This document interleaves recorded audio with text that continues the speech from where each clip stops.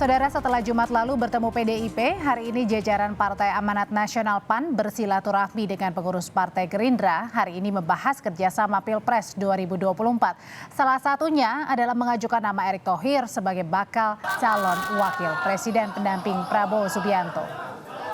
Kedatangan rombongan Partai Gerindra di kantor DPP PAN Jakarta Selatan dipimpin Sekjen Gerindra Ahmad Muzani. Disambut langsung Sekjen PAN Edi Suparno, Wakil Ketua Umum PAN Yandri Susanto, dan jajaran. PAN saudara membenarkan pertemuan kali ini adalah bagian dari rangkaian komunikasi yang semakin intensif jelang pemilu, termasuk mengusulkan nama Ketua Umum PSSI sekaligus Menteri BUMN Erick Thohir sebagai bacawa pres Prabowo. Lembaga Survei Indikator Politik Indonesia merilis elektabilitas tokoh dalam bursa calon wakil presiden terbarunya. Dari hasil survei yang dilakukan tanggal 26 hingga 30 Mei dengan melibatkan 1.200 lebih responden, hasilnya Menteri BUMN Erick Thohir, Ridwan Kamil, dan Mahfud MD mengalami tren kenaikan. Sementara Direktur Eksekutif Indikator Politik Indonesia Burhanuddin Muhtadi menyebut untuk nama Sandiaga Uno dan AHY justru mengalami tren penurunan.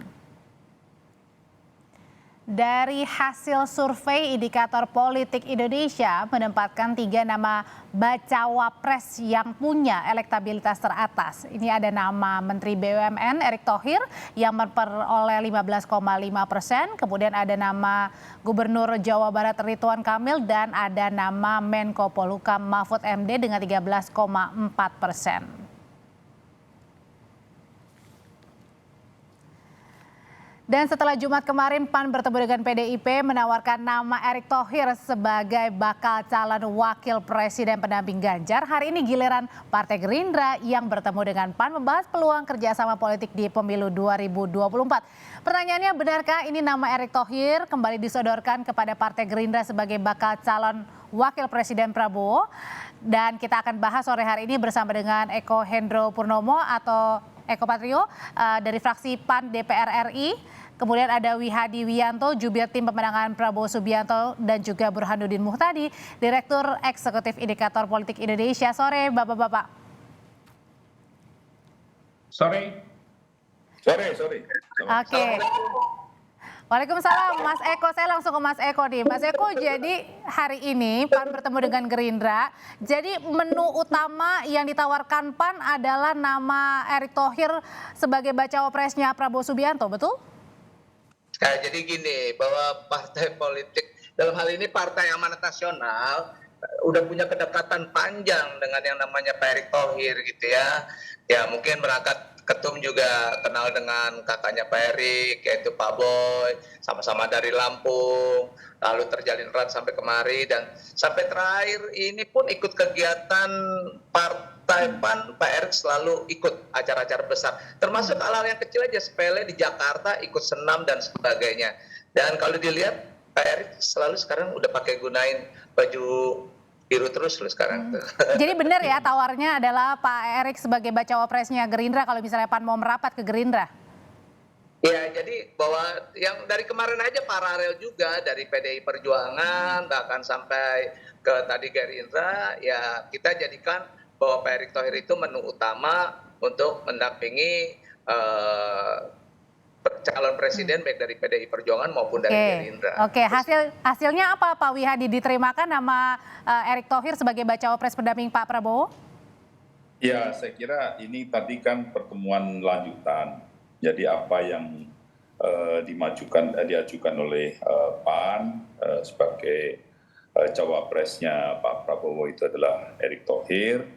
Ya, kita menghargai apa yang diajukan oleh PAN, tetapi bagaimanapun juga kita juga berkoalisi dengan PKB, dan tentunya kita semua juga mesti harus bicara dengan PKB, karena bagaimanapun juga kita dengan PKB sudah mempunyai kesepakatan sebagai koalisi, dan dalam hal ini kita sama-sama juga menentukan siapa daripada cawapresnya. Jadi saya kira. Tapi masuk kriteria nggak Pak Wihadi nama Pak Erick Thohir ini?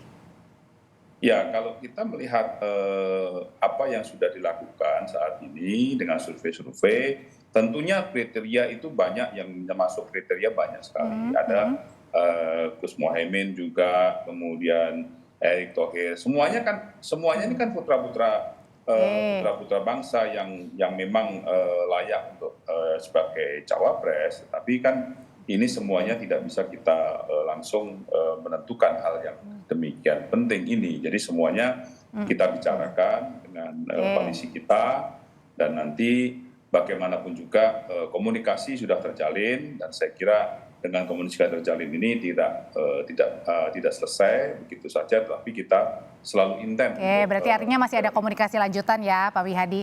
Kalau gitu sekarang saya ke Mas Burhan. Mas Burhan, sebenarnya apa sih yang lagi disasar sama PAN nyodorin nama bacawa presnya Pak Erick, padahal kan ada nama ketumnya Pak Zul? Pertama begini ya, bagaimanapun PAN adalah partai yang mungkin menurut saya ya mengedepankan asas meritokrasi dalam proses regenerasi kepemimpinan nasional. Jadi meskipun PAN memiliki ketua umum, tetapi PAN sangat membuka diri bagi munculnya tokoh-tokoh non partisan untuk dinaikkan kelasnya, baik sebagai capres atau cawapres. Nah, karena PAN perolehan suaranya kurang lebih 7%, maka PAN menawarkan cawapres dalam hal ini adalah Erick Thohir. Nah, kebetulan Erick kan bukan orang partai satu sisi, tapi di sisi lain Erick juga punya keunggulan teknokratik untuk ditawarkan PAN sebagai cawapres baik kepada Pak Prabowo maupun Ganjar Pranowo. Keunggulan teknokratik tentu sebagai menteri, ya. Kita tahu di antara menteri terbaik menurut publik selain Pak Prabowo ya Erick Thohir dan Sri Mulyani, ya. Selain jabatannya bertambah sebagai ketua umum PSSI. Kebetulan posisi terakhir ini yang mengatrol elektabilitas Erick Thohir ya sebagai cawapres naik cukup signifikan, kurang lebih 3-4%. Dan menurut saya ini yang kemudian menjadi dasar buat PAN untuk lebih percaya diri menawarkan Erick Thohir ya sebagai cawapres baik buat PDI Perjuangan atau Gerindra. Tapi lagi-lagi menurut saya ini menarik ya, PAN tidak menawarkan ketua umumnya, tetapi sosok yang dianggap punya keunggulan teknokratik yang kebetulan punya hubungan baik dengan Pak Zulkifli Hasan secara personal. Nah, oleh karena itu saya juga mau nanya nih, Mas Eko, kenapa sih PAN ini harus ke PDIP, sekarang ke Gerindra, nawarin bacawa presnya Pak Erick? Apa kemarin ini ditolak secara langsung di mentah-mentah? Tidak mau PDIP bacawa presnya adalah Pak Erick? Kan gini, berpolitik itu cair, itu satu. Yang kedua, saya melihatnya bahwa kemarin oleh PDI Perjuangan kita diundang gitu ya, bukan diundang silaturahmi lalu prosesnya adalah bekerja sama. Nah, dalam bekerja sama itu kan ada proses-proses, baru pertemuan pertama, mungkin ada pertemuan kedua dan ketiga. Nah, ini yang menariknya lagi berkaitan dengan Pak Jul, kenapa tidak menjadi bagian dari cawapres dan sebagainya.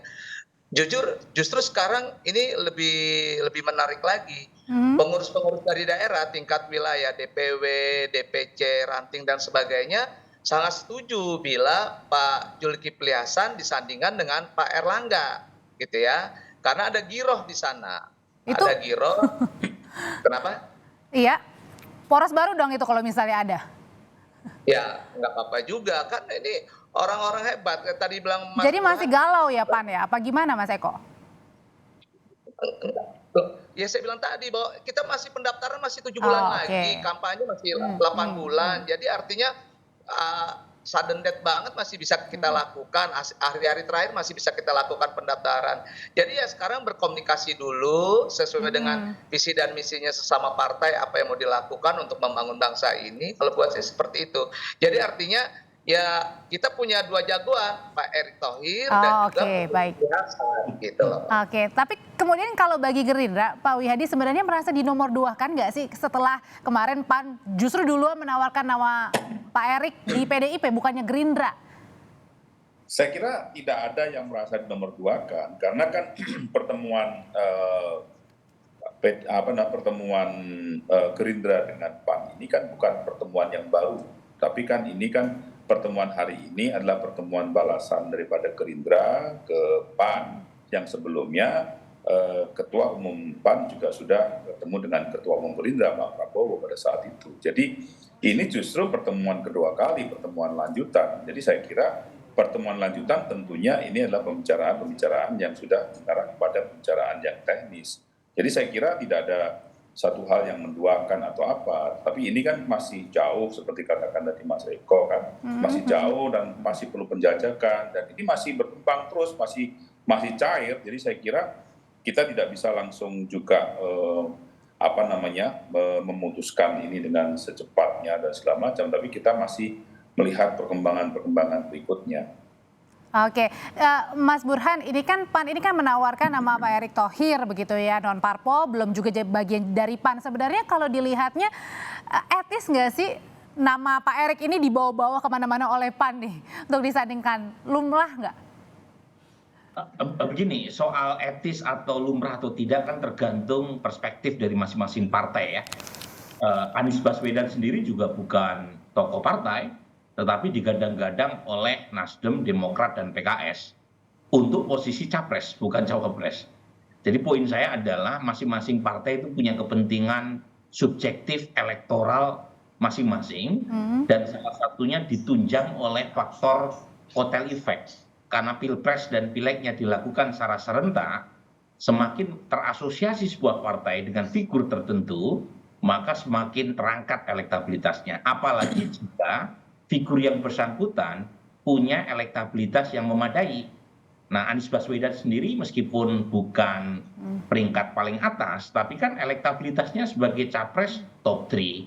Nah, Erick Thohir terakhir data saya malah menunjukkan pemuncak klasemen sebagai cawapres, meskipun selisihnya dalam margin of error dengan Ridwan Kamil. Jadi pada titik itu mungkin ada kebutuhan buat PAN mengasosiasikan dengan Erick Thohir dan mendapatkan paling tidak kotel efek minimal sebagai cawapres jika Pak Wiyah bersedia untuk memenang Pak Erick Thohir. Kalau gitu pertanyaan selanjutnya, apakah total untuk kenaikannya ini juga sudah dirasakan oleh PAN nih dengan membawa-bawa nama Pak Erick Thohir? Usai jeda nanti Bapak-Bapak akan menjawabnya, tetap bersama kami di Kompas Petang.